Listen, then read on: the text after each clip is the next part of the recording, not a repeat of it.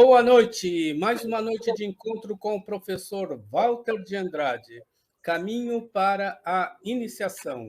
Boa noite. Boa noite a todos, sejam todos bem-vindos aqui no nosso encontro, né? Caminho para a Iniciação, como todo sábado.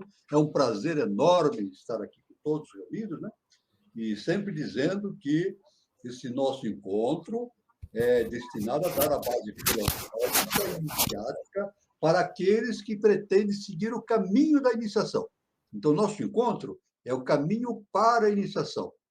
E existe o caminho da iniciação, né? Então, o encontro segue o caminho básico do conhecimento iniciado das idades, né? A base é duas bases fundamentais: a doutrina secreta de Helena Petrovna Blavatsky e os ensinamentos do nosso augusto mestre, professor Henrique José de Souza, fundador da Sociedade Brasileira de Obiose. Evidentemente, com todos os ensinamentos de todos os grandes instrutores da humanidade através dos tempos de todas as civilizações. O objetivo é a síntese do conhecimento a fim de propiciar aos pretendentes ao caminho da iniciação informações e valores importantes para essa finalidade. Uma outra coisa importante, hein? O encontro visa também propiciar aos participantes que já estejam no caminho da iniciação a possibilidade de repensar tudo aquilo que foi aprendido e receber indicações para novas reflexões a respeito da sabedoria iniciada das idades. Outra finalidade do encontro é propiciar a reflexão a respeito do momento evolutivo que a humanidade está vivendo na atualidade, né? Início do século XXI, início da Era de Aquários, rumo a uma nova civilização. Vivemos na Era de Aquários, né? Isso, e principalmente o Brasil, né? O Brasil é a pátria do Avatara Maitreya, né? Patrimônio da ordem. Olha, Brasil, pátria do Avatara Maitreya, patrimônio da ordem de Cristo. Isso, e berço da nova civilização. Veja a importância, então, de todo esse assunto que nós estamos abordando aqui no nosso encontro, né? Uma outra informação que eu quero dizer aqui a respeito do livro Aurora dos Deuses no Braço de Ouro, que eu publiquei, né? O livro tem 600 páginas e tem tem muitos referências de conhecimento a respeito da ciência inicial das idades. É bastante interessante para quem esteja no caminho da iniciação, né? E no caminho para a iniciação também, evidentemente. Muito bem. Então, nós estamos aqui. Nós vamos seguindo, então, o conhecimento. Outro fato importante, muito importante, né? A pessoa diz assim: como é que eu posso, então, entrar no caminho da iniciação? A pessoa pode escolher uma escola iniciática que melhor lhe for conveniente. Nós sugerimos a Sociedade Brasileira de Obiose. Por quê? Porque a Sociedade Brasileira de Obiose, fundada pelo nosso augusto mestre, professor Henrique José de Souza, segue rigidamente os ensinamentos da ciência iniciática das idades. Isso é importante. A escola tem que seguir plenamente a ciência iniciada das idades, senão a pessoa não vai conseguir o seu objetivo da iniciação. Isso é muito importante. Então, a pessoa diz: como é que eu posso, então, me filiar à eubiose, participar da eubiose? Fazendo os cursos preparatórios. Existe um curso preparatório agora chamado Grau Peregrino. Depois existem mais 4 graus sequenciais, totalizando 5 graus. Finalizando os 5 graus, então, o discípulo tem a possibilidade de entrar para o que nós denominamos de série interna, ou seja, ele passa a participar do corpo associativo da Sociedade Brasileira de Obiose e já participa de reuniões, de ritualísticas, pode assistir todos os eventos da sociedade, né, internos e externos, e, além disso, de mais importante ainda, ele tem a possibilidade de ler as revelações do nosso augusto mestre, professor Henrique José de Souza. A pessoa pode perguntar: então, como é que eu posso fazer o grau peregrino? Os departamentos no Brasil estão começando agora em março. Todos os departamentos estão começando o grau peregrino, né? Então, agora a pessoa pergunta, como é que eu vou saber onde tem o curso? Entra, então, é só entrar no Google, né? Entrar no Google, isso, e ir lá na pesquisa do Google, colocar lá Sociedade Brasileira de Eubiose. Vai aparecer o site da eubiose. E lá no site vai aparecer todos os departamentos que existem no Brasil, não é isso? Existem departamentos fora do Brasil também, na Europa, né? Em outros lugares, mas aqui no Brasil existem os departamentos. A pessoa vai ter informações sobre o que o endereço do departamento, né? Isso, o e-mail, o telefone, etc, etc. Todas as informações. Então, pode fazer a sua inscrição. Ela pode entrar em contato com o departamento, escolhe o departamento, preferentemente da sua cidade, né? Na sua cidade, para que ele possa fazer o, o grau chamado peregrino, né? Então, está aí o início do trabalho da iniciação que é oferecido para todos os alunos, né? Para todos aqueles que queiram participar. Normalmente, os cursos já estão começando agora. Em março começa o grau peregrino, tudo bem? Estamos combinados, então, todos podem seguir. Muito bem. Então, nós vamos aqui seguir. Eu quero dizer que esse livro que eu lancei, tem aqui na vinheta, tem toda a indicação de onde adquirir o livro. Só vir na vinheta, tem indicação de como adquirir o livro. Muito bem.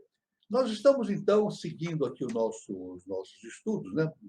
E já no encontro passado, de número 81, nós demos início a respeito das instâncias de Dizian.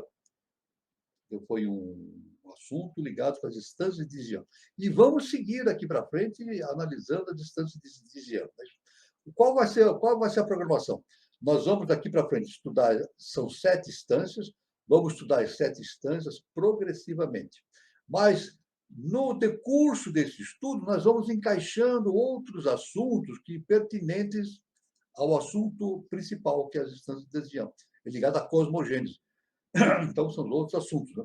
Um assunto agora próximo que eu quero discutir com os prezados irmãos é justamente a respeito do projeto, do sistema de projeto inteligente design. Nós vamos fazer uma apresentação especial sobre inteligente design, o projeto inteligente. É um assunto muito importante, que tem uma enorme ligação com essa maneira de se entender o universo através do evolucionismo, do criacionismo, mas dando um passo além, verificando que o universo tem uma origem inteligente. Na verdade, o universo tem uma origem inteligente. Então, isso aí é um assunto que logo nós vamos entrar nesse assunto inteligente design. Muito bem. Hoje nós vamos continuar aqui com justamente da sequência o estudo justamente das instâncias de Dizian. Né? Então, dizendo que as instâncias de Dizian, o que são instâncias de Dizian? Vamos relembrar?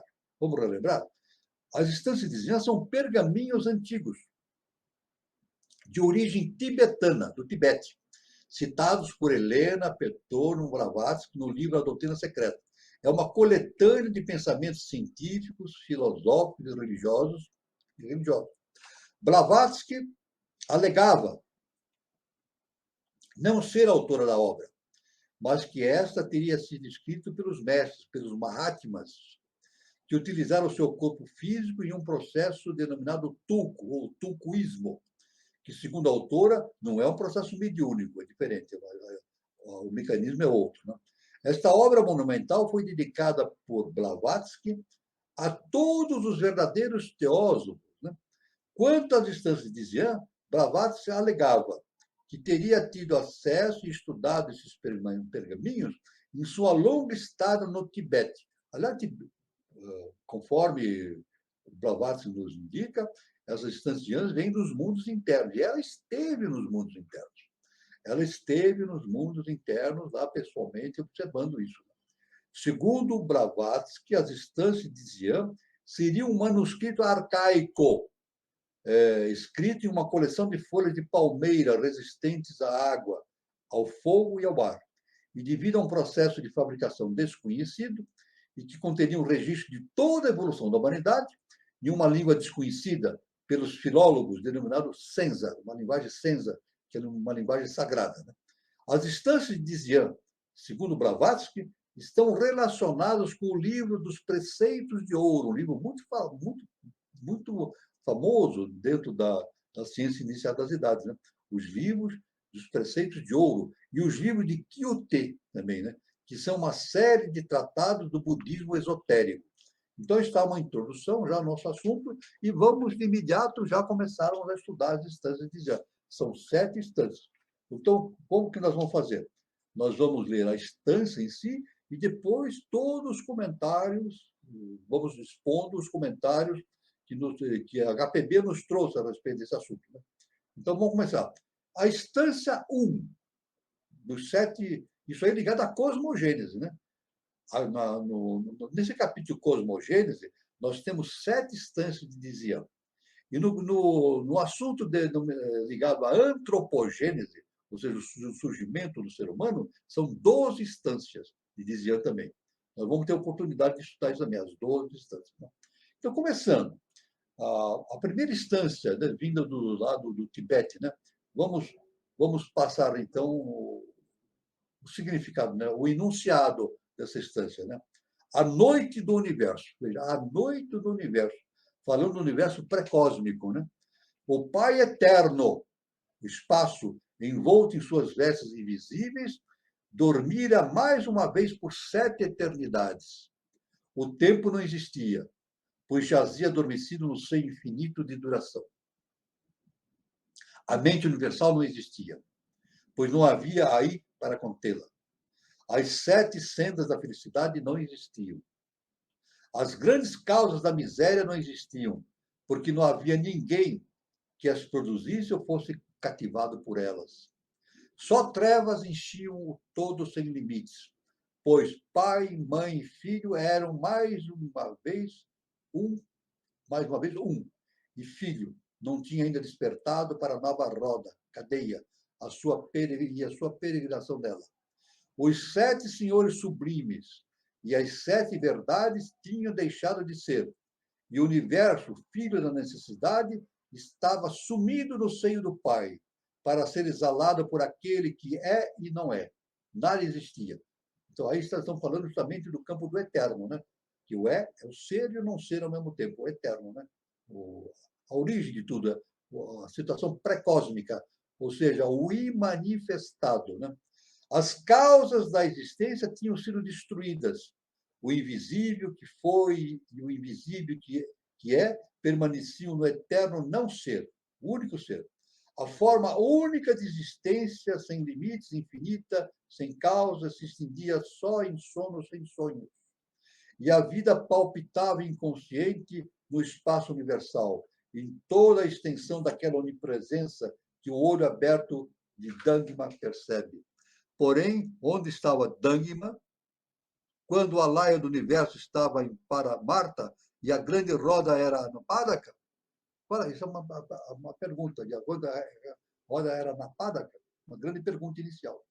Então, agora a HPB então pega cada instância de Dzyan e faz um comentário extenso a respeito desses assuntos, em linguagem propícia para o nosso entendimento, né? Porque a linguagem dos mundos internos são linguagens específicas, né? É necessário um profundo estado de meditação para entender, mas a HPB traduz, através dos mestres, dos Mahatmas, traduz em comentários compatíveis com o entendimento daquela época, do século XIX, né? Dos intelectuais do século XIX. E, evidentemente, compatível para o entendimento dos intelectuais e estudiosos do século XX, XXI e daí para durante todo o terceiro milênio, né? Então, os comentários de HPB. O espaço Pai é a causa eterna. Veja, o espaço Pai é a causa eterna.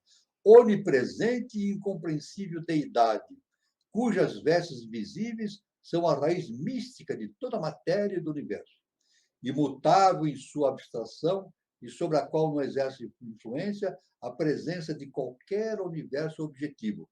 Então, nesse estado, não existe universo objetivo. É o imanifestado, ou seja, o espaço Pai, a causa eterna, né? Não tem dimensão, Então, nesse manifestado, não existe dimensão. E, em nenhum sentido, existe por si mesmo. O espírito é a sua primeira diferenciação. Foi e sempre será. As vestes significam o número da matéria cósmica, não diferenciada. Sua essência espiritual no sentido abstrato e ainda coeterna com o espaço. Então ela diz, as vestes significam o número da matéria cósmica. Número quer dizer a raiz pré-cósmica de tudo. Né? Então, a gente, na ciência inicial, nós temos o númen e o fenômeno. Então, nós temos o númeno e o fenômeno. O fenômeno é justamente aquilo que acontece no mundo objetivo. E o númeno é aquilo que acontece no mundo subjetivo, no mundo não manifestado. Né? A natureza, raiz, é a fonte das propriedades sutis e invisíveis da matéria visível. É a alma do espírito único e infinito. Os hindus a chamam de Mula Prakriti. Os hindus chamam isso aí de Mula Prakriti. Mula Prakriti significa, sabe o quê? Raiz da matéria, a raiz da matéria. E consideram na base de todos os fenômenos psíquicos, físicos e mentais. Chama Mula Prakriti, a base de todos os fenômenos que nós vemos no mundo objetivo. É o princípio de onde irradia o Akasha.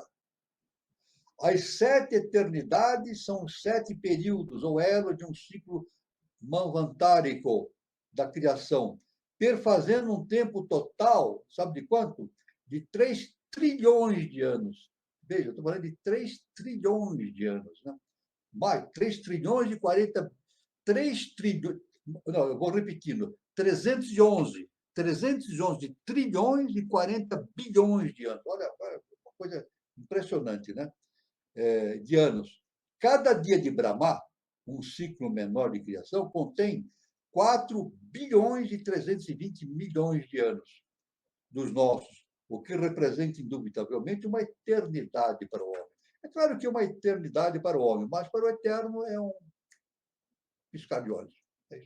Para o homem, para o nosso entendimento dimensional, presos ao tempo, né? O espaço-tempo, passado, presente, futuro, a linha do tempo, isso é uma eternidade que não podemos nem imaginar. Mas para o eterno é um simples piscar de olhos. Né? O tempo é uma ilusão. Aí está, o tempo é uma ilusão. Nós vivemos, o tempo para nós é uma ilusão, produzida por uma sucessão de nossos estados de consciência e nossa viagem, através da duração eterna. E só existe onde há consciência em que se possa produzir a ilusão. O presente é uma linha matemática que separa a parte da duração eterna, que chamamos de passado, da outra parte que chamamos futuro. Nada existe que dure eternamente. Vou repetir. Nada existe que dure eternamente.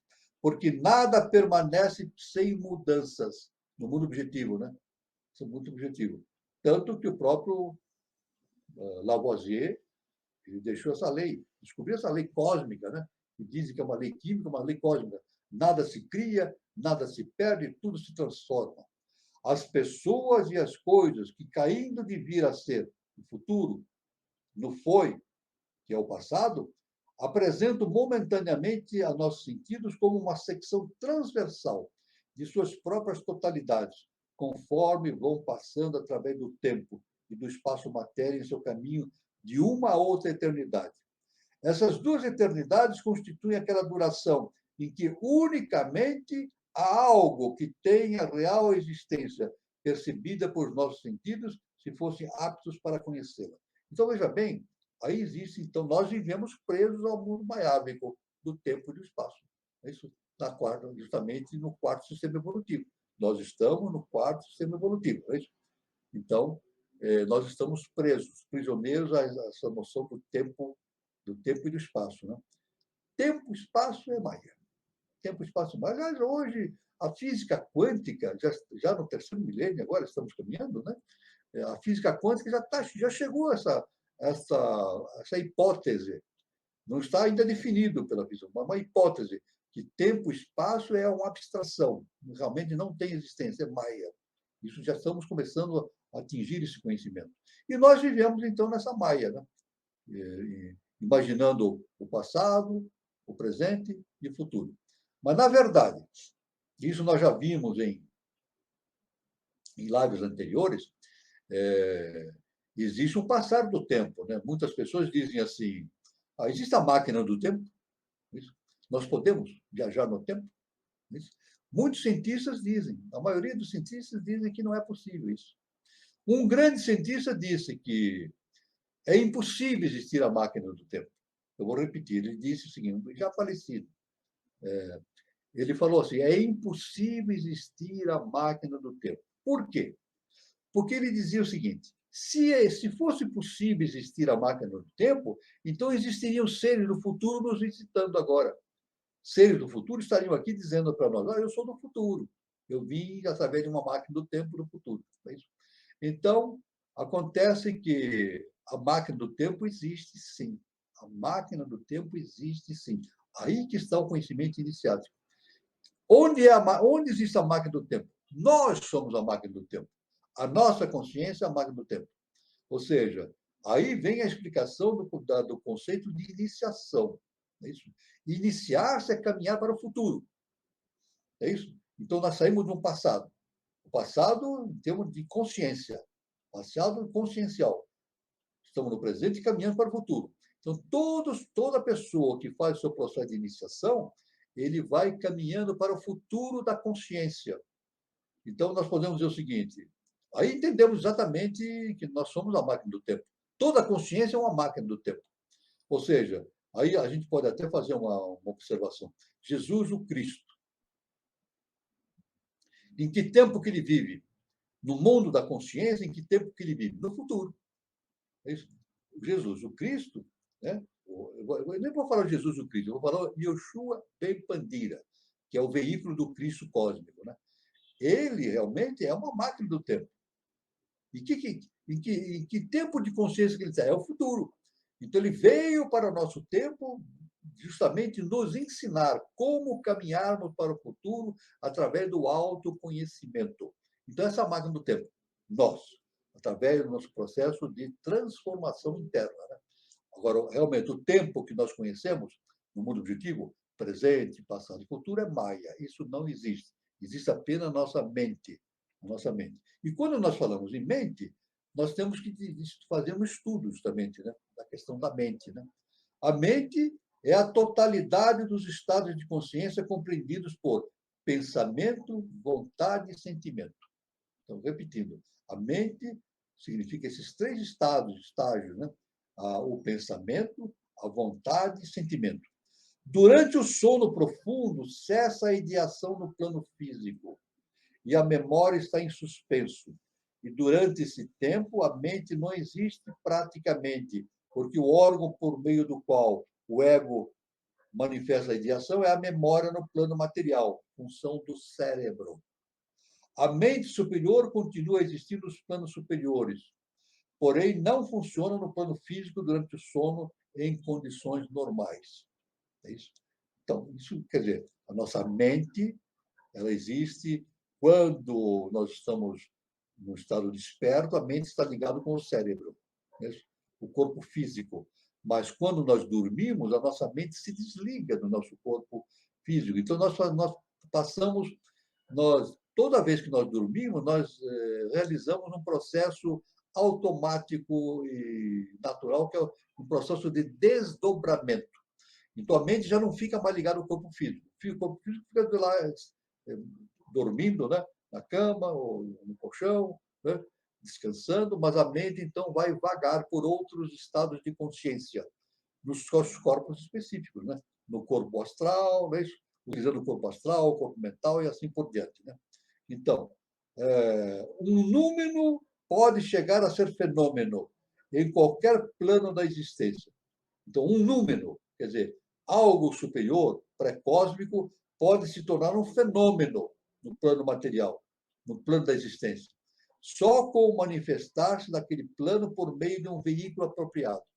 Então, é necessário, para que exista um fenômeno, é necessário existir um veículo apropriado.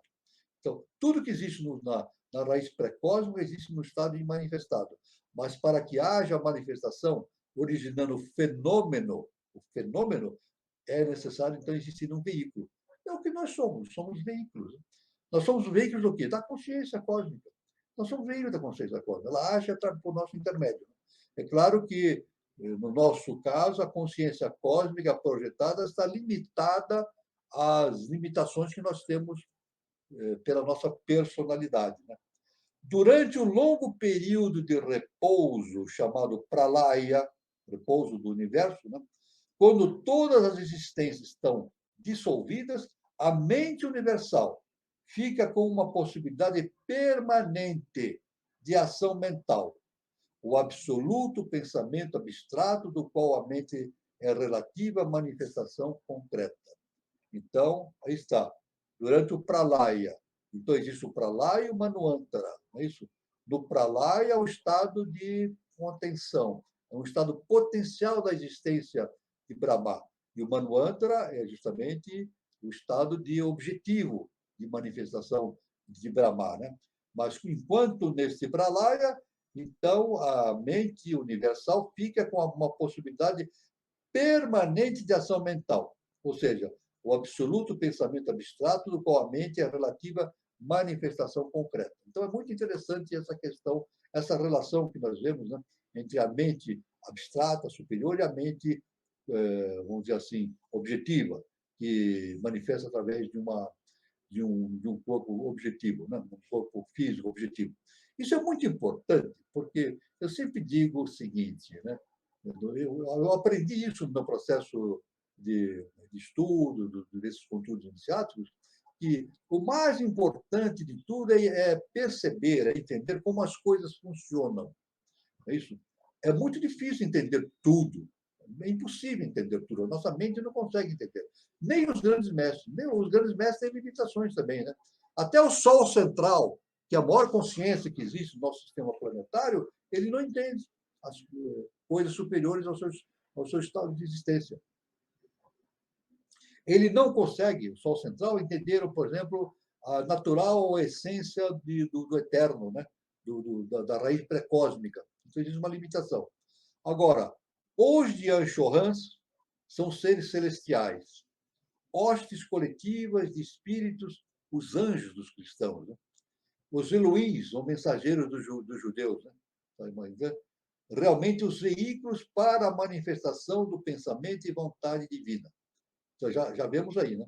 O pensamento divino manifesta através dos Dianchohans, que são seres celestiais, né? Ou os Elohims, dito pelos judeus, é isso? Ou os anjos dos cristãos, né? Então, os nomes variam, mas a essência que se designam esses seres de hierarquia superior, eles são veículos justamente da consciência universal. Né?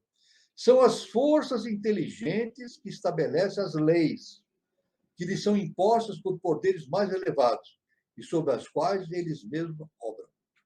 Veja bem, essas consciências, então, nesse cenário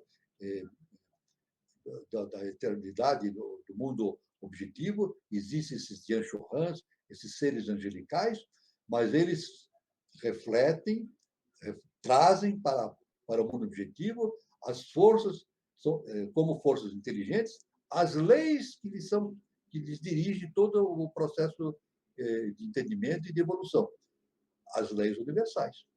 E isso o nosso mestre, o professor Henrique José de Souza, o nosso excelso professor Henrique José de Souza, ele nos diz que a lei é justa e perfeita. Então, a lei é justa e perfeita, nada escapa ao seu controle.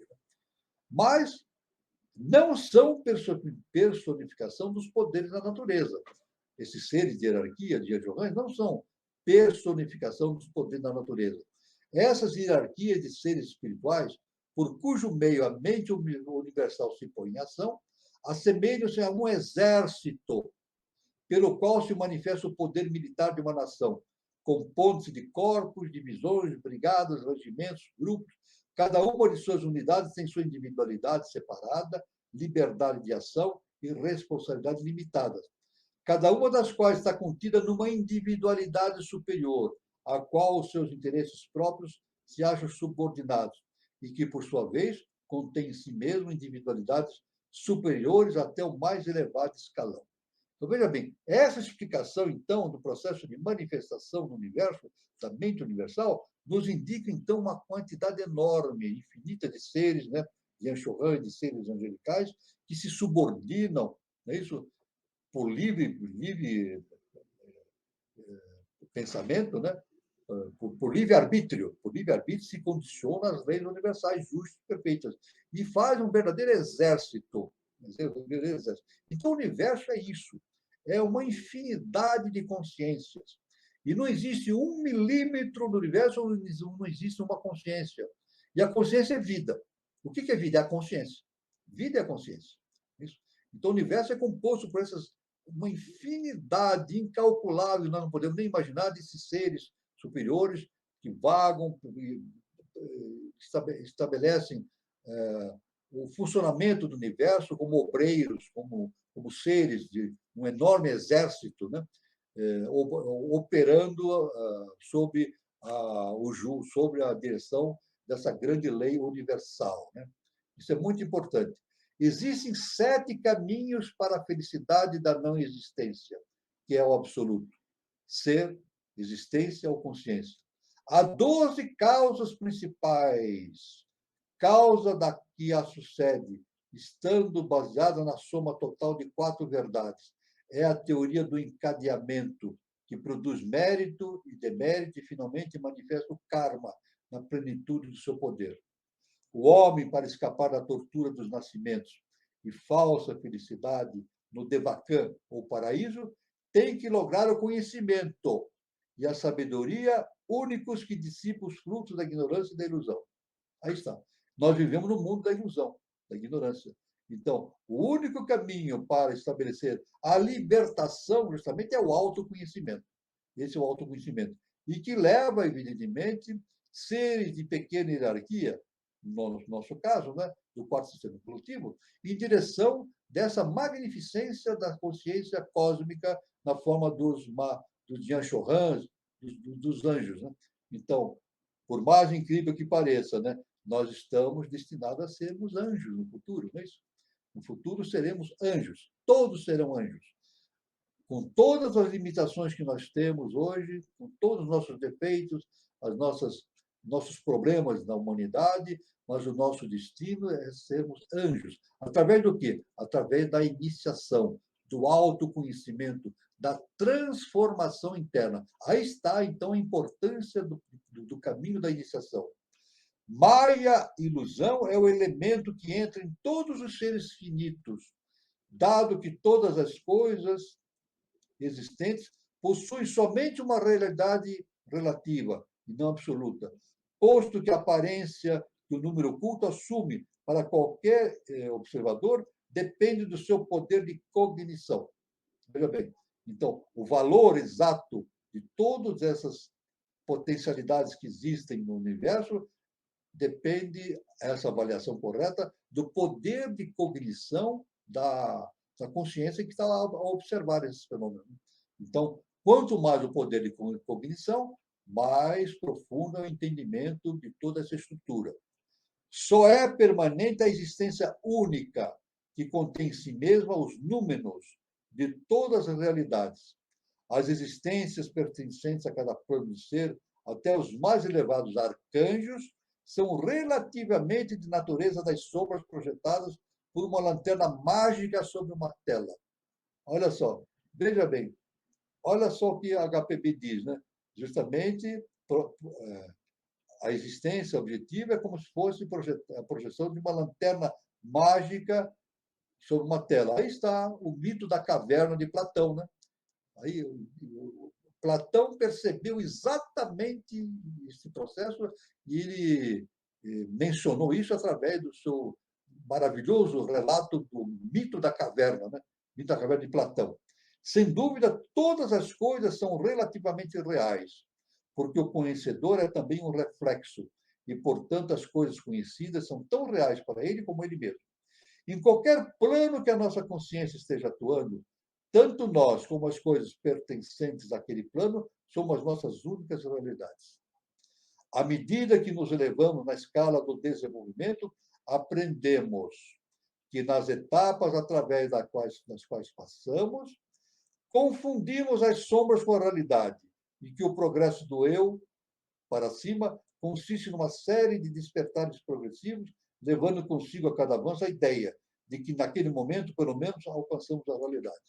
Então, claro, então, no nosso mundo objetivo, nós confundimos as sombras com a realidade. Está aí no mito da caverna do Platão, né? Aqueles seres acorrentados no fundo da caverna, olhando para a parede, olhando as sombras, esse movimento, confundem as sombras com a realidade.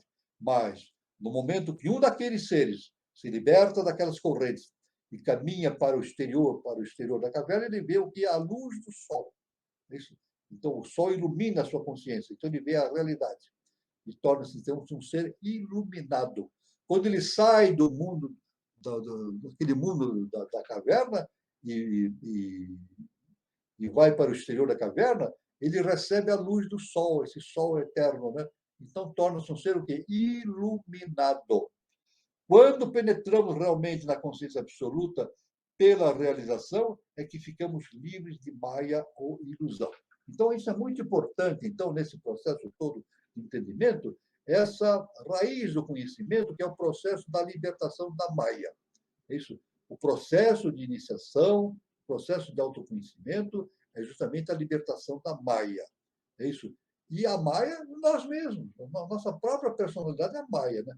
Por isso, encerrando essa primeira parte da nossa apresentação, dizer, por isso que Jesus, o Cristo, ele falou o seguinte: conhecereis a verdade vos libertará. Ou seja, conhecereis a verdade. O que é conhecer a verdade? É conhecer o Deus que existe dentro de nós mesmos. Somos deuses esquecidos. E quando nós conhecemos esse Deus que está dentro de nós, nós nos libertamos do quê? De nós mesmos. Então, esse é o caminho, então, do processo de iniciação. É algo fantástico essa explicação que a HPB nos dá, né?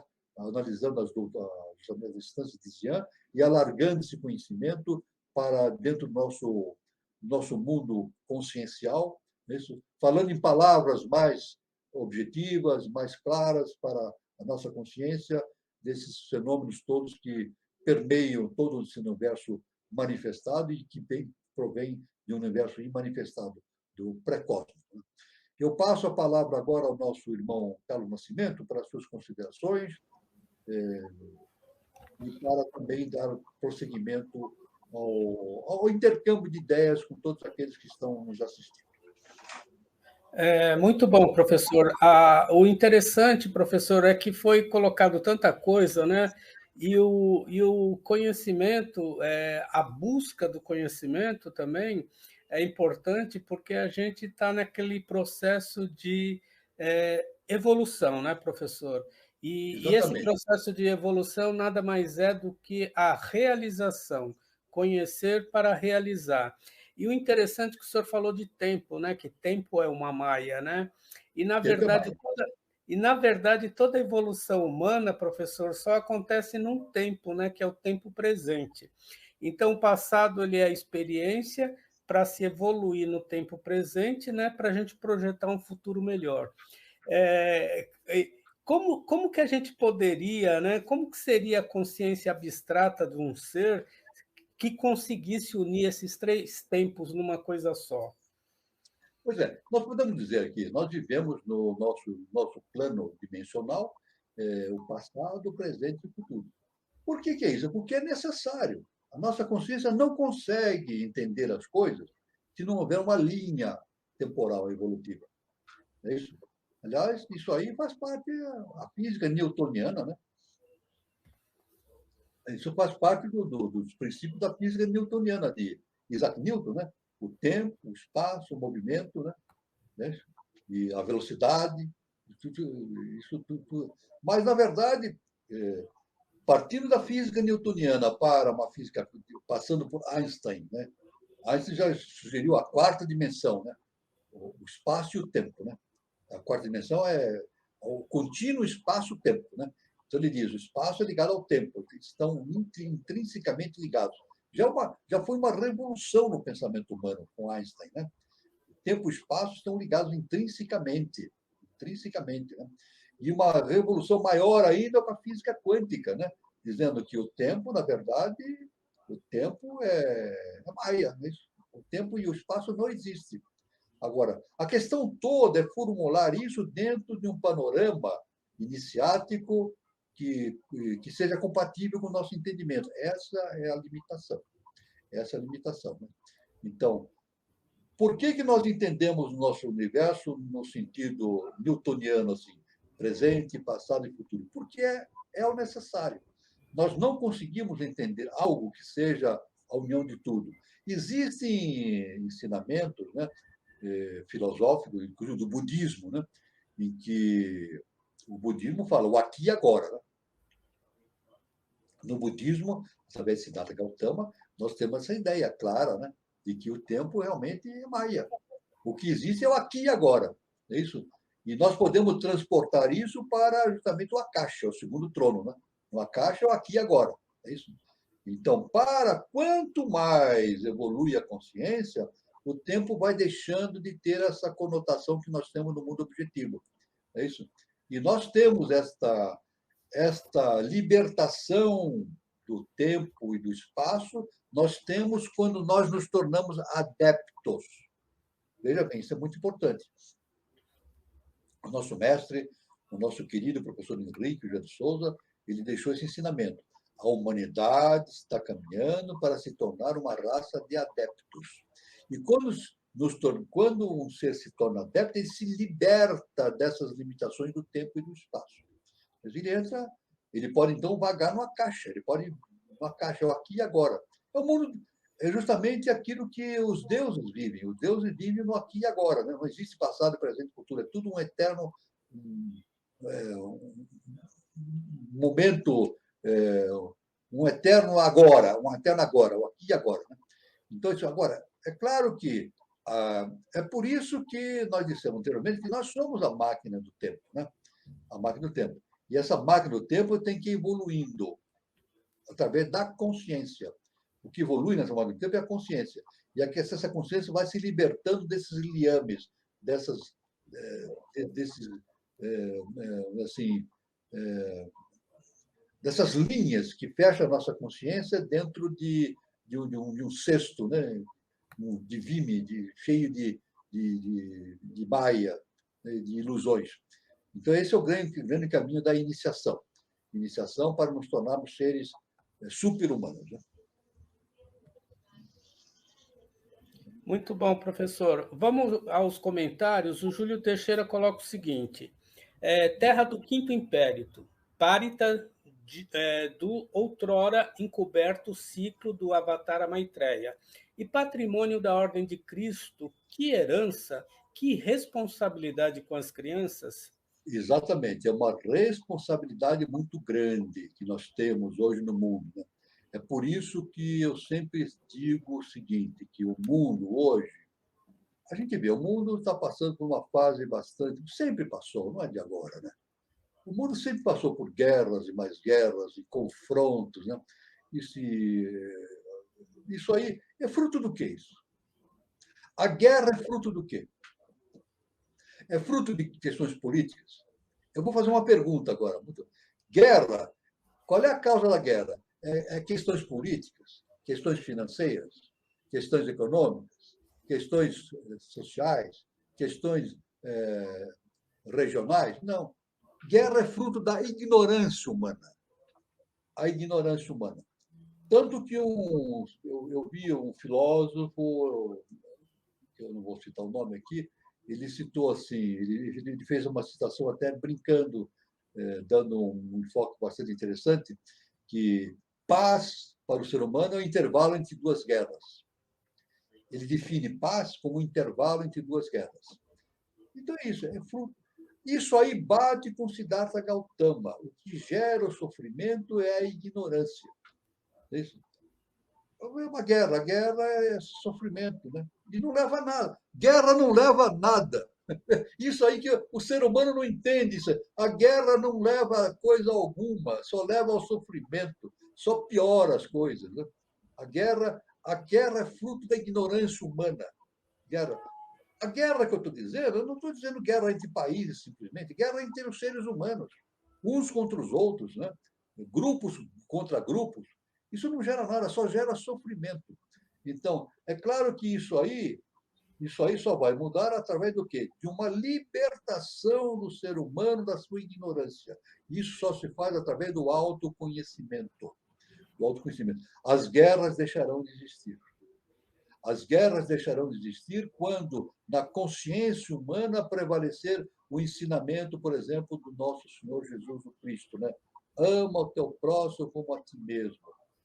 O amor e o perdão é a base fundamental do universo, o amor e o perdão. Isso aí significa quebrar com todos os paradigmas, né?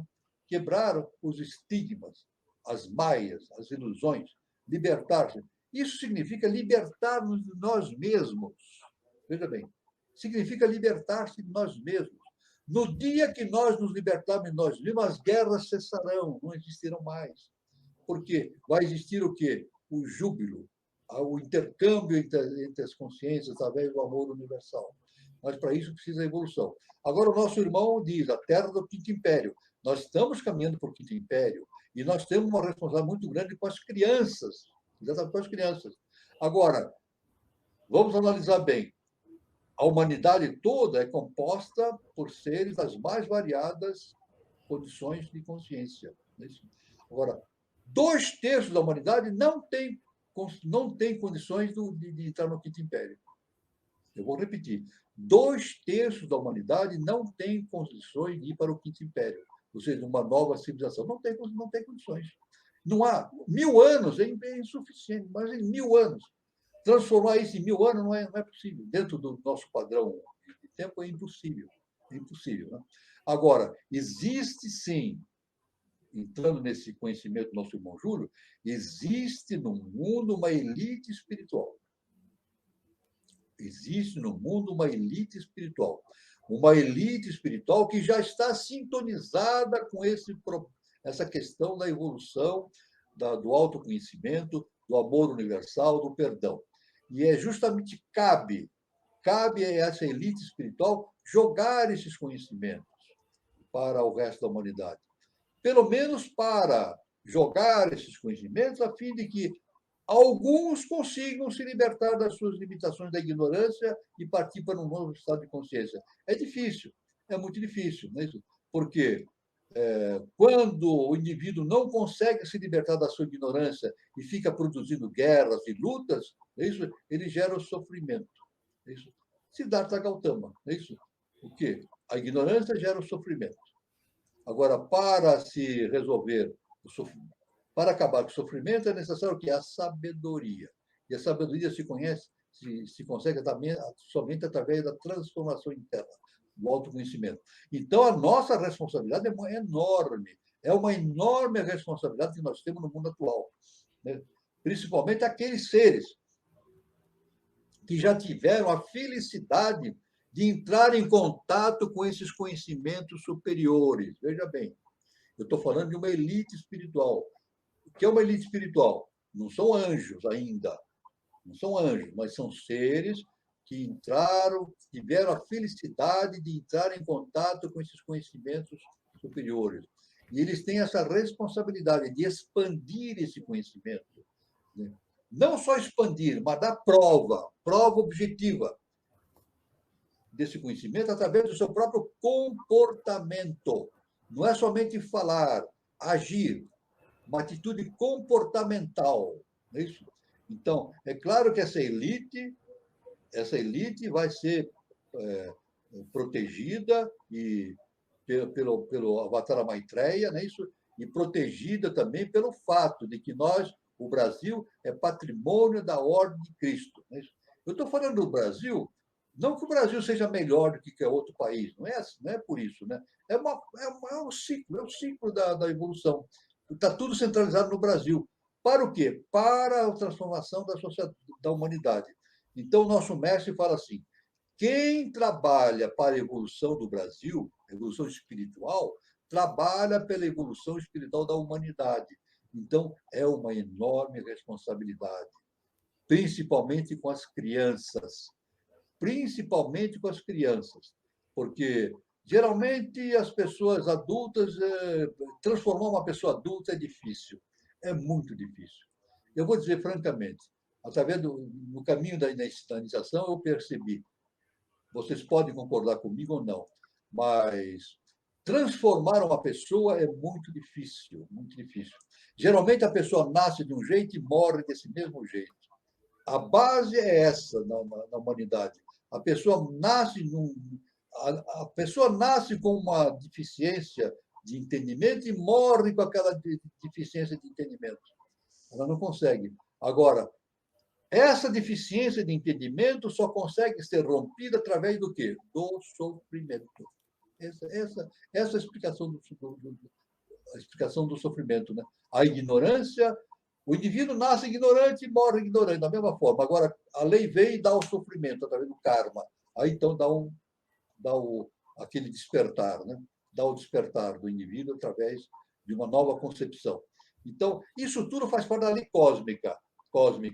Veja bem, a lei cósmica que age através do karma e o sofrimento existe, produto da ignorância, não é uma vingança, não é um processo de vingança, de castigo. O karma não é um castigo, é um processo de regeneração da consciência através da lei justa e perfeita. Então, nosso irmão Júlio fala, ele dá nessa observação a importância que nós temos, a responsabilidade que nós temos diante dessa situação. Eu estou dizendo a responsabilidade daqueles que tiveram a felicidade de ter um vislumbre desse ideal cósmico da evolução. Isso é muito importante a gente considerar isso, dessa responsabilidade. O professor, e o interessante é essa lei cósmica, né? Aproveitando essa pergunta do Júlio, a lei cósmica que trouxe, né, do Oriente a sabedoria para o Ocidente, através da Helena Blavatsky, tudo isso já trabalhado, né, professor, para o Ocidente do Norte, né? Tudo para realizar nos Estados Unidos. E por motivos de conflitos, né, tudo mais, isso foi desviado aqui para o Ocidente do Sul, né? Mas que também vinha sendo trabalhado e tudo isso perpassando Portugal. Tudo isso é muito fantástico, né, professor? Exatamente. A gente pergunta o seguinte: por que Blavatsky? E antes de Blavatsky, Allan Kardec. Allan Kardec, pelo Espiritismo, ele pôs a pedra fundamental, ele deu o início desse processo de transformação. Isso. Mas de uma forma assim, bastante popular, né? Confundido com uma ideia de religião. Agora vem, depois, isso tudo produto da lei. A lei vem e apresenta Blavatsky para a humanidade. Isso. E depois, outros seres, muitos seres de hierarquia, incluindo o nosso mestre, o professor Henrique José de Souza. Isso tem um significado muito importante. Isso. Um grande filósofo, Swedenborg, né, ele dizia que a luz está no Oriente. Oriente fiat lux. A luz está no Oriente. O nosso mestre diz, não, a luz não está no Oriente mais, ela está no Ocidente. É por esse motivo que no século XIX, o Blavatsky, depois de Kardec, veio o Blavatsky, o nosso mestre, trouxeram esses conhecimentos que mudaram a fisionomia espiritual do Ocidente. Porque é o Ocidente que tem agora a função de levar a humanidade para uma nova civilização. Está dentro desse contexto do nosso irmão Júlio, da Terra, do Quinto Império. Isso. Está dentro desse contexto justamente a função de Portugal. Portugal, trazendo aquele conhecimento dos cavaleiros templários, transformado nos conhecimentos da Ordem do Cristo, né? Transformando o Brasil, né? Um patrimônio da Ordem do Cristo. Isso tudo está relacionado com o processo cósmico de evolução da humanidade na atualidade. É o Ocidente. Agora, tem uma coisa: existem as forças das sombras. Vamos falar agora as forças das sombras. O nosso amado mestre, professor Henrique de Souza, no seu livro O Verdadeiro Caminho da Iniciação, que eu sugiro a todos que leiam esse livro é imperdível, imperdível. verdadeiro caminho da iniciação. O nosso mestre cita que, nesse final de século, existe o grande embate entre as forças das sombras e as forças da luz. E nós estamos vendo isso no Brasil e no mundo inteiro. Né? Forças das sombras tentando destruir as instituições. É isso? Veja bem, eu não vou citar fatos, porque eu não quero citar fatos, mas cada um vai perceber a seu modo isso aí.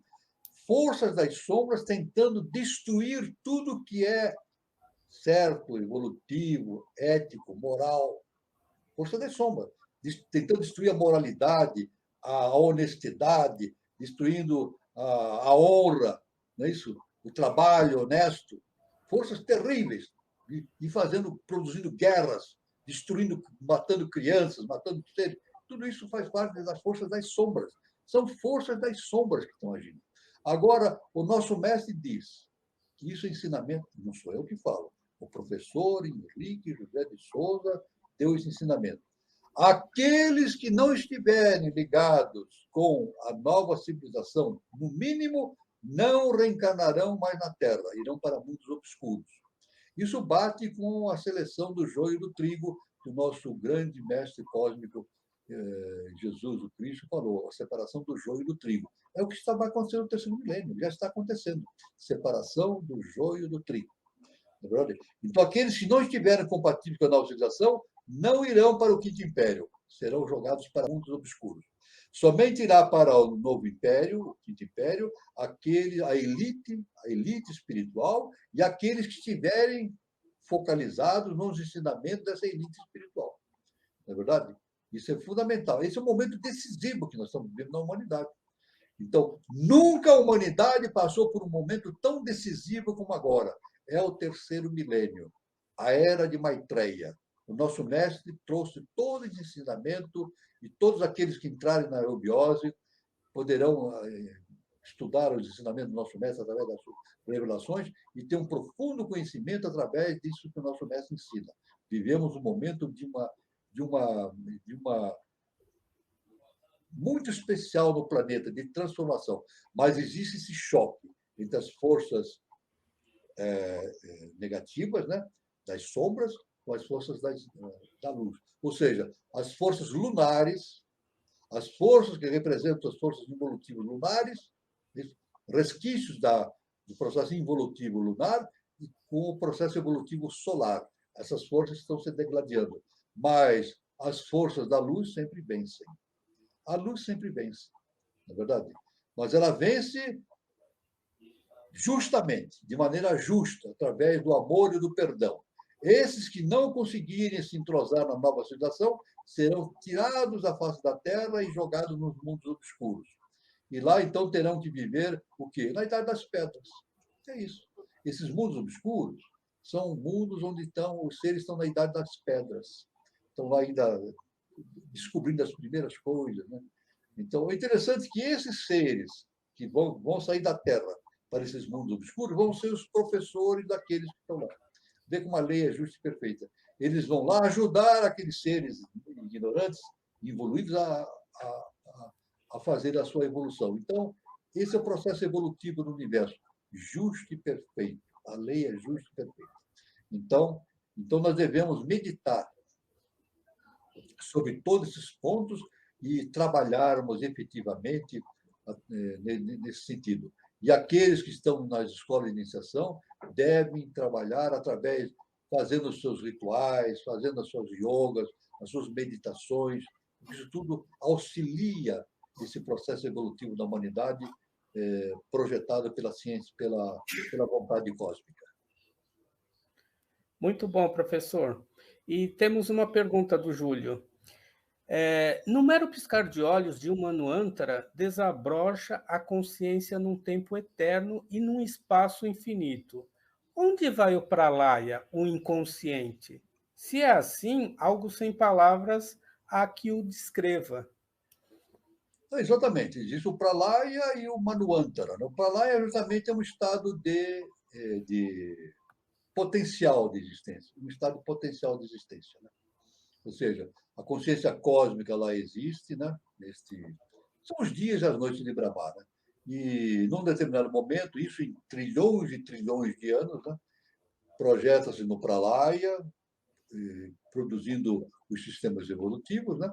Mas sempre imaginando, sempre temos em mente que a mente cósmica ela se projeta no mundo objetivo e essa mente cósmica ela se reduz, a sua potencialidade se reduz a um esquecimento da sua natureza pré-cósmica, né? Então aí a noção do processo evolutivo, né? Que é um grande mistério. Esse é o grande mistério do universo, né? Mas é claro que isso para o Eterno é um mero piscar de olhos, como o nosso irmão Júlio disse. É um mero. Mas é justamente a relação que existe entre o sistema pré-cósmico, né? O estado pré-cósmico e o estado cósmico de manifestação da consciência, né? Isso tudo realmente é um mistério. Mas dentro de todo esse mistério, nós temos que ter a noção perfeita exatamente da atitude que nós temos que ter diante de todo esse mecanismo. E a atitude que nós temos que ter diante desse mecanismo é justamente o processo de transformação interna. E não há outro caminho. Não há outro caminho. O processo de transformação interna. Entender essas leis universais, fazer a sua transformação interna, libertar-se da maia e servir.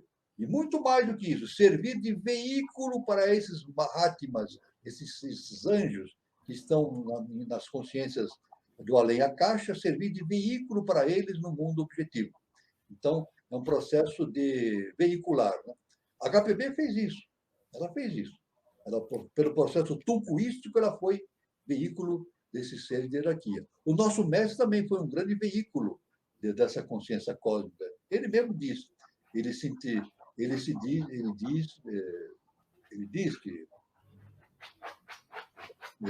o fato dessa atitude veicular que ele tem, a HPB sempre falou a esse respeito. E nós temos que fazer isso também. Temos que nos tornarmos veículos cada vez melhores para a consciência cósmica. Né? Então, essa relação que existe o Pralaya e o Manvantara. Né? O Pralaya justamente é um preparativo, um estado de. Não é um estado de inércia, é um estado de potencialidade que se projeta no Manvantara, e no Manvantara com todos os seus processos evolutivos que nós conhecemos. Né? Inclusive com a redução da consciência do eterno, no sentido de que aquele que tem a consciência do eterno se esquece da sua própria origem, né? E ele tem que se autodesenvolver para desabrochar essa consciência dentro de si mesmo. Então, esse é o grande mistério. Mas é algo magnífico, é algo extraordinário que acontece no universo, né? E que somente através das escolas da iniciação nós podemos entender esse fato. A ciência está muito longe desse entendimento, né? Nós vamos, dentro de breve, vamos entrar no assunto justamente do Intelligent Design, do projeto inteligente. Né? Existe uma corrente dentro do mundo científico trabalhando para tornar claro esse entendimento que tudo tem uma origem numa causa inteligente. Nada acontece por acaso. É o que o nosso mestre fala, o professor Henrique de Souza. Nada acontece por acaso. Tudo tem uma causa inteligente. A ciência não aceita isso. A ciência não aceita isso. Tudo acontece por acaso. Acaso, pelos entrechoques. Não é isso? Então, é impossível fazer isso acontecer. Né? Então, como nós já falamos isso, né? É impossível construir um prédio sem um projeto. É impossível. É possível fazer um prédio? É possível eu fazer um prédio sem uma planta, um projeto? Não, tem que ter um projeto de engenharia, tem que ter os arquitetos, fazer o projeto no papel, para depois pôr em prática a coisa. O universo é assim também. É a lógica, indica, é uma coisa lógica. É uma lógica. É tão simples. É tão simples que uma criança entende. Uma criança pode entender no seu estado de pureza, ela entende, mas um ser que entra pelo caminho da intelectualidade, do conhecimento superior, da universidade, acaba se desviando desse entendimento. Ele acha impossível isso. Impossível. E não é impossível. é a lógica das coisas. Né? É a lógica das coisas. Muito bom, professor. Temos agora uma pergunta do Guilherme Guazelli Neto. Pois não. Pralaya e Manvantara são uma constante senoidal tendendo ao infinito, terminando as oscilações? Olha, uma constante senoidal. Então, nós temos aí um ir e vir, né?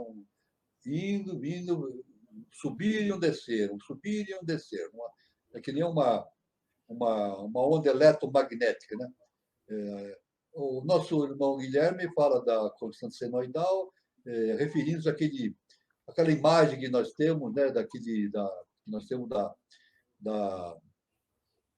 da manifestação da energia, né, através do processo de propagação das ondas eletromagnéticas. Né? Muito bem. Isso realmente nós temos no universo, um ir e vir, né? Um ir e vir, através de Pralaya e Manvantara. Né? Agora, quando termina essas oscilações, realmente para nós é impossível saber isso. Né? A nossa consciência é impossível saber isso. Né? Nós não temos a menor condição de saber exatamente esse processo. Talvez sejam processos pequenos, né? Essas oscilações talvez sejam processos pequenos dentro de um projeto maior. Talvez esses projetos de oscilação um dia terminem, produzindo novas variantes dentro do processo de consciência universal. Mas para nós é muito difícil, é impossível esse entendimento, porque nos falta a base. Agora, essa base só é possível através do autoconhecimento, do processo de iniciação. Né? Então, é um assunto difícil. Não é fácil esse assunto, não é fácil. Né? Mas nós sabemos que assim funciona. Veja bem, nós sabemos que dessa maneira funciona o universo pré-cósmico e o universo cósmico.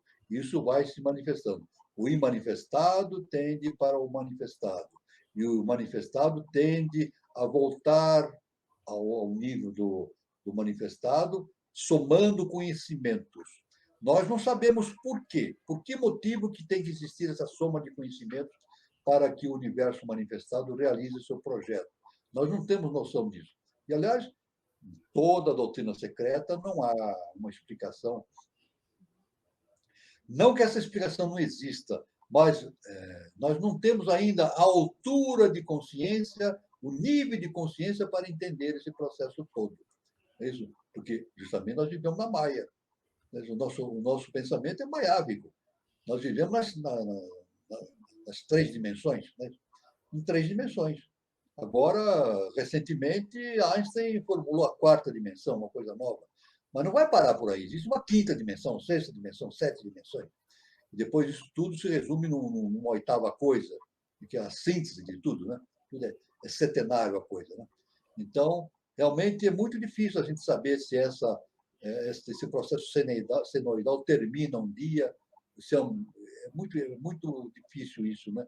E não consta isso dentro pelo menos eu nunca li nada na doutrina secreta ou nos ensinamentos do professor Lívia de Souza, fatos, informações que nos dê uma solução definitiva para esse entendimento. Né? Então, agora, o que nos cabe justamente é procurar, através do conhecimento interno, o caminho para o entendimento dessas questões cósmicas. Né?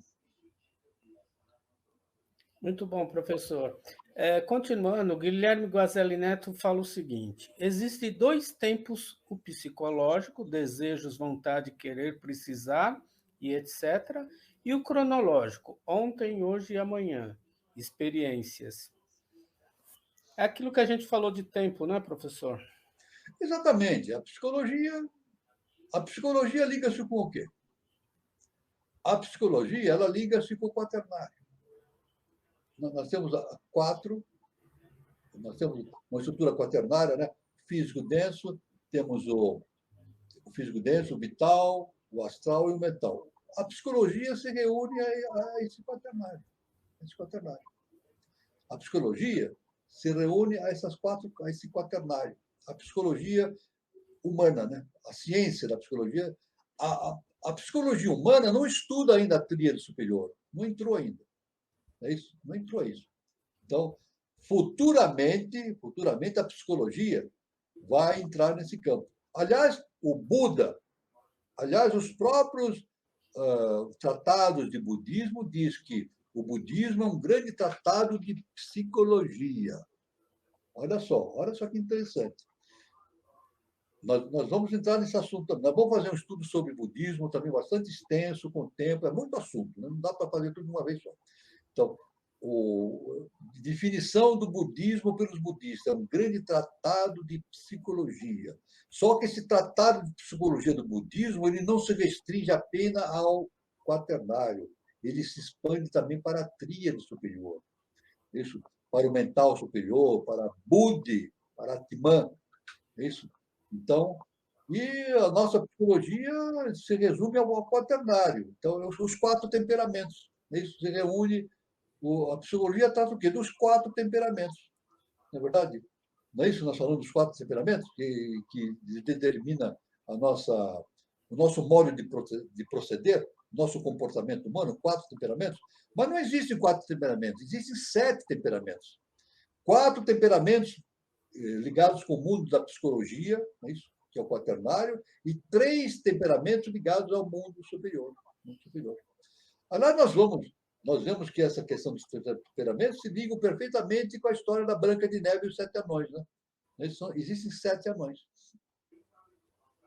E cada anão daquele, cada duende daquele, está relacionado com um temperamento.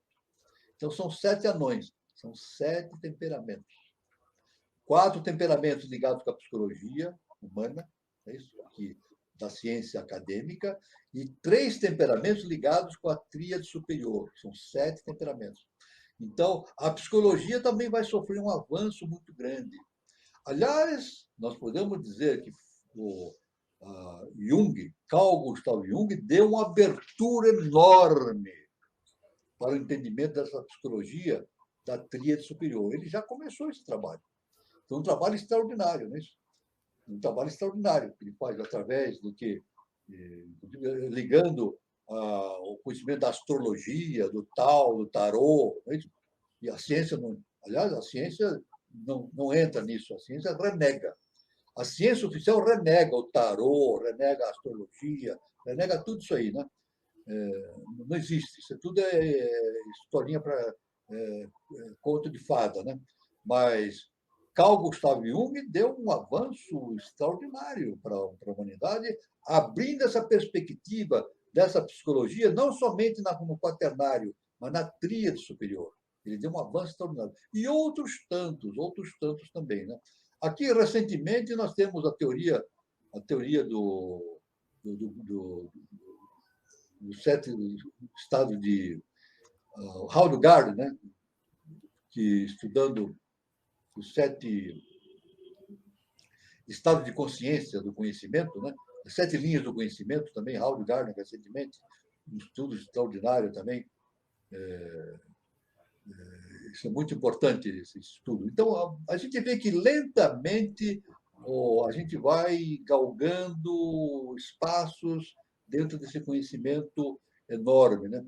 Seres que estão servindo de veículos para esse conhecimento superior vão trazendo esses conhecimentos para nós, né?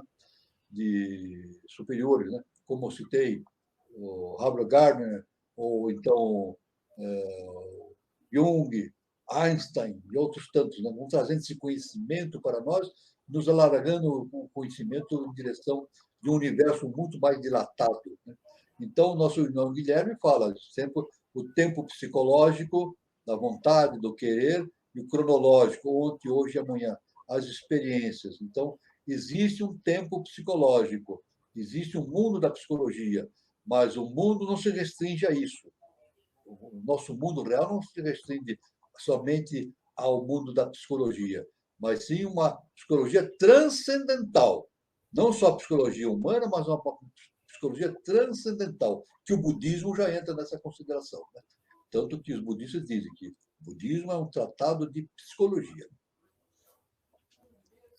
Muito bom, professor. Agora, só um lembrete, né? O Júlio Teixeira colocou. A Ordem de Cristo, fundada em 15 de março de 1319 por Dom Dinis, teve como causa salvar templários que o Papa e o rei Filipe perseguiam e matavam. Exatamente, os cavaleiros templários eles foram perseguidos pela. A gente sabe a história, né? Na verdade, no início eles eram cavaleiros cruzados, e foram então para o Oriente Médio justamente nas cruzadas.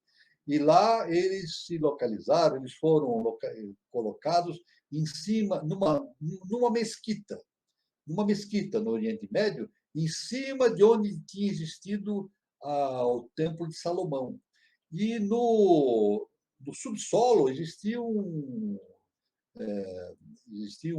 depósitos enormes de, de escritos, de conhecimento, de que eles descobriram ali embaixo daquela mesquita. Então, por isso que eles se tornaram cavaleiros templários, né? Porque eles foram hospedados em cima de um lugar onde havia existido justamente o Templo de Salomão. Depois eles começaram a ser perseguidos pela Europa, perseguidos pelo Papa, né, e pelo rei da França, né? Foram perseguidos, né? Agora, em Portugal, eles não foram perseguidos em Portugal. Por quê? Porque os cavaleiros cruzados, não templários, cavaleiros cruzados, uma parte dos cavaleiros cruzados, antes de irem para a Terra Santa, eles passaram por Portugal e ajudaram o rei de Portugal a expulsar os mouros. Então, o rei de Portugal ficou com essa dívida com eles, com os cavaleiros cruzados, que depois se tornaram cavaleiros templários. Então, quando os cavaleiros cruzados foram perseguidos e mortos em toda a Europa, né, queimados, enforcados e assim por diante, né, o rei de Portugal, Dom Felipe, né, ele pediu para o Papa para que os pertences dos cavaleiros templários em Portugal fossem incorporados pela, pela, pela corte de Portugal, né? Então, isso foi concedido. Foi concedido. Só que Felipe mudou. É isso? Felipe não, Dom Dinis. Desculpe, Dom Dinis. Dom Dinis mudou o nome de Cavaleiros Templários para o Cavaleiro da Ordem de Cristo. Ele mudou, né? Mudou o nome. Toda aquela reserva econômica, né? Não só em ouro, mas em construções, castelos, tudo aquilo, aquela potencialidade de riqueza foi utilizada para as grandes navegações, porque Portugal não tinha recursos para essas grandes navegações. E foi justamente os Cavaleiros Templários que deu essa base financeira. Isso não é por acaso, não é por acaso. Isso tudo é dito pela lei. A lei universal colocou os Cavaleiros Templários ali justamente em Portugal, se transformaram na Ordem de Cristo para fazer as grandes navegações. Então, Portugal fez um trabalho de lei, o trabalho de lei, impressionante. E, eu posso até dizer o seguinte: a gente vê, é uma coisa impressionante as viagens dos portugueses. Eles viajaram por todos os oceanos, viajaram por todos os oceanos em barcos de 15 metros, no mar 15 metros de comprimento, barcos. Hoje, os transatlânticos têm uma enorme dificuldade em vencer as tempestades, né? Eles ficam que nem casquinha de nós no meio das tempestades. E eles cruzaram todos os oceanos, naqueles barcos pequenos, né? Mas tudo isso por quê? Comandados pela lei, porque os portugueses estavam fazendo um trabalho de obra, um trabalho justamente pela ordem de Cristo, um trabalho de lei, para justamente lançar as bases de uma nova civilização, justamente através do Brasil. Né? Portugal, Brasil, nova civilização, Quinto Império, que nós falamos. Né? Então, o nosso irmão Júlio lembrou muito bem a questão do Dom Dinis, né? Muito, muito importante essa lembrança que falou a respeito da ação de Dom Dinis e de Portugal nesse projeto da Lei Universal. Muito bom, professor. Agora, o Isaac deixando um recado aqui para a gente. O próprio acaso provém de Deus como uma solução para o que não tem solução. Na verdade, nós podemos dizer, seguindo os ensinamentos do nosso mestre, o professor Henrique Jesus, ele diz que o acaso não existe, né? Tudo tem um motivo de ser, né? Tem uma causalidade. O acaso não existe. Tudo provém da lei. Então, tudo é regido por uma lei universal. Porque, suponhamos, se eu supusesse, vamos pensar o seguinte, suponhamos, se eu supusesse que pudesse existir acaso, então eu teria que admitir que existem coisas que acontecem fora da lei universal. Então, teria uma lei universal comandando o universo, e existem fatos que acontecem à revelia da lei universal. É o acaso. O acaso, então, teoricamente, é tudo aquilo que acontece à revelia da lei universal. Isso não existe. Tudo que acontece, acontece no âmbito da lei universal. Então, nada acontece sem que a lei permita. Jesus o Cristo, o nosso grande mestre Jesus o Cristo, ele falou isso de uma maneira bem simples. Ele falou: não cai uma folha de uma árvore sem que Deus permita. Nós não podemos aumentar a nossa altura 1 milímetro sem que. Não podemos fazer isso. Então, não cai uma folha de uma árvore sem que Deus permita. Isso é verdade universal. Então, o acaso que nós consideramos é justamente aquilo que nós não entendemos. Quando a gente não entende uma coisa, um determinado processo da evolução, a gente chama aquilo por acaso. Casualmente aconteceu isso, por casualidade. Isso não existe, isso não existe. Então, é por isso que nós temos que, no processo da iniciação, nos leva a ter perfeita confiança na lei justa e perfeita. A lei é justa e perfeita, não há outro caminho. Confiar na lei justa e perfeita. Jesus falava isso, confiar em Deus, que Deus não falha, está sempre presente e é tudo justo e perfeito. Então, essa é a definição que nós podemos dar para toda essa questão. Muito bom, professor. A Alice coloca o seguinte, a Alice Pinto: a vigilância do sentido não seria o trabalho psicológico? A vigilância dos sentidos é justamente o trabalho psicológico. Veja bem, a vigilância dos sentidos é um trabalho que nós fazemos no quaternário. A tríade, quem tem a tríade desenvolvida não precisa fazer vigilância dos sentidos, ele vai agir exatamente de acordo com a lei. Se ele tem o mental superior plenamente desenvolvido, se ele tem Budi plenamente desenvolvido e Atman, que é o Cristo interno, ele precisa vigilar seus sentidos? Não precisa fazer vigilância, porque ele vai agir de acordo com a lei sempre. É a natureza dele. Chega um momento, quando ele torna-se um adepto, agir de acordo com a lei é a própria natureza do adepto. Então, ele não precisa ficar dizendo: será que eu vou fazer certo? Será que eu vou fazer errado? Estou com dúvida. O que eu faço? O adepto não tem isso. O que eu vou fazer? Eu estou em dúvida o que fazer. O adepto não sabe. O adepto sempre sabe o que tem que fazer, de acordo com a lei. Agora, nós não. Nós não. Na nossa personalidade, no nosso mundo da psicologia, é isso? Nós não temos essa possibilidade. Né? Aliás, o próprio Freud também deu um caminho para isso, né? Quando ele fala o superego, o ego e o id. Olha só, o próprio Freud também. Ele abriu um caminho para esse entendimento. Superego, o ego e o id. Então, o nosso id é isso.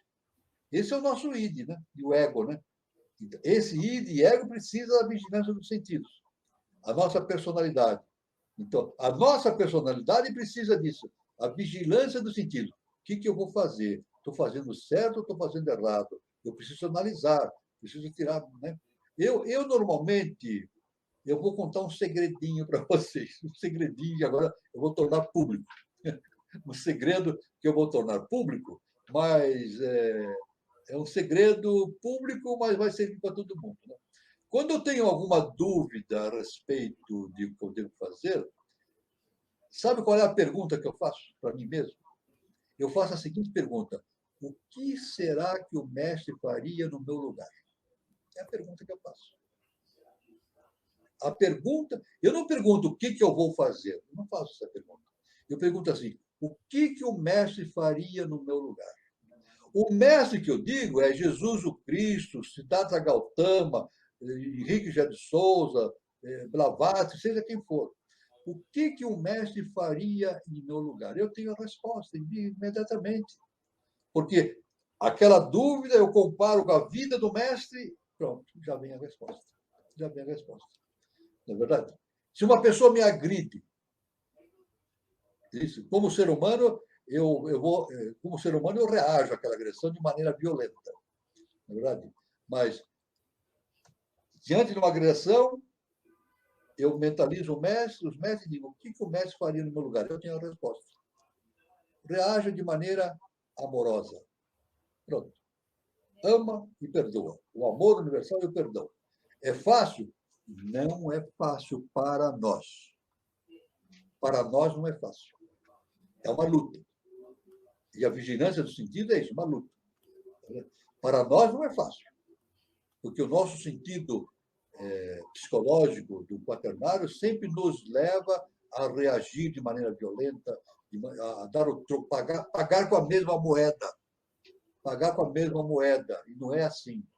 Não é assim pagar com a mesma moeda, não, é pagar com uma moeda altruística, uma moeda amorosa. É isso que conduz o indivíduo a um plano superior de consciência. Então, aí está a vigilância dos sentidos, um trabalho psicológico justamente para a contenção dos desvios de comportamento da nossa personalidade. Muito bom, professor. E agora chegou a hora dos recados, né? Pelo avanço da Aos hora. recados agora. Isso mesmo. Então, eu quero deixar um recado para vocês, que a próxima roda de conversa será no canal 3005. É um projeto bicentenário, Chavantina, Araguaia, Roncador, o futuro promissor imediato. Todas as terças-feiras, dia 15 de março de 2022, terça-feira, no mesmo horário, às 20h40. Então, o futuro promissor do leste do Mato Grosso está a caminho com a realização espiritual, diversidade cultural, desenvolvimento da biotecnologia e pujança econômica sustentável.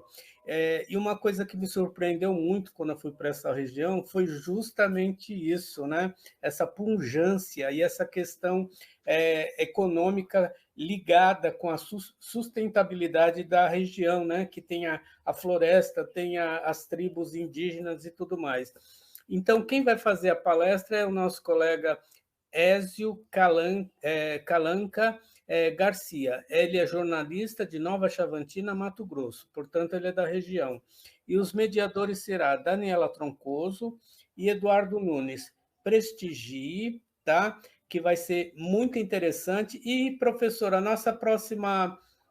nosso próximo encontro, a gente vai cambiar, né? A gente vai trocar de canal 3005 para Conexão 3005. Então, exatamente. Esse é o link do programa para vocês curtirem a vinheta Conexão 3005. Então, está programado que o nosso próximo encontro será, então, portanto, no novo canal do YouTube, Conexão 3005. Esperamos vocês, então, no próximo programa. Professor, tem algumas perguntas, não sei se vai dar tempo de o senhor responder. Esse é o nosso novo canal do YouTube. Conexão 3005. 3005. Eduardo Nunes, Daniela Troncoso, e o professor Walter, deixa eu apagar aqui, o professor Walter Andrade e o Carlos Nascimento. Isso. Então, no nosso próximo encontro, sábado que vem, dia 19 de março, Conexão 3005.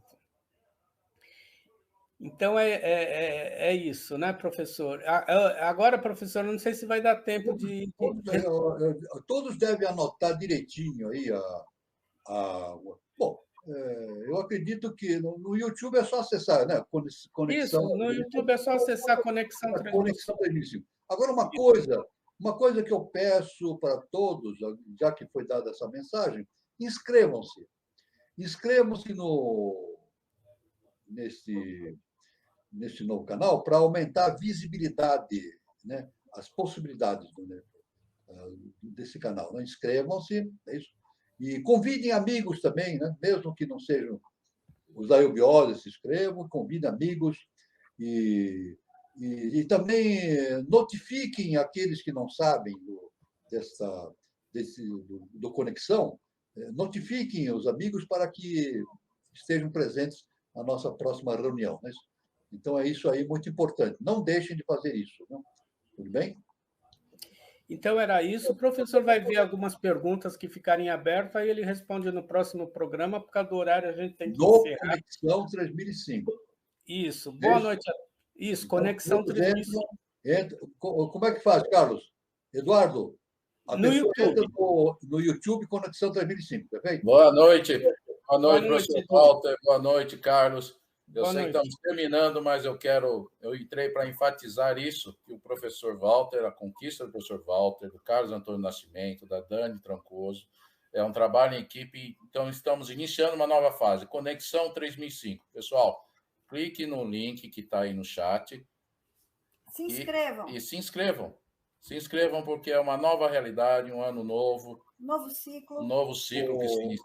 Edu, para participar do encontro de sábado que vem, então, é só entrar no YouTube e clicar no Conexão, é isso? Isso. O próximo encontro, Caminho para a Iniciação, de número 83, já vai ser pelo Conexão 3005. Conexão 3005. Então, é só entrar no YouTube, clicar lá no Conexão, já entra imediatamente. Vocês avisem os seus amigos, aqueles que não estão presentes, aqueles que estão presentes já estão sabendo, avisem os outros, né? E começamos uma fase realmente fantástica. E quem se inscrever, ativa o sininho. A mãozinha. E a mãozinha da Dani aparecendo. O sininho, é só clicar no sininho lá, é isso? Porque isso aí dá mais possibilidade para o canal. Ó, joinha, joinha, joinha. É isso, dá o joinha, ativa o sininho e inscrevam-se. Isso. Então, era isso, pessoal. Boa noite a todos. Obrigado pela participação de todos. Até o próximo encontro no Conexão 3005. Até. Muito obrigado a todos. Foi uma felicidade muito grande. Estaremos aí no Conexão 3005 no próximo dia 19, né?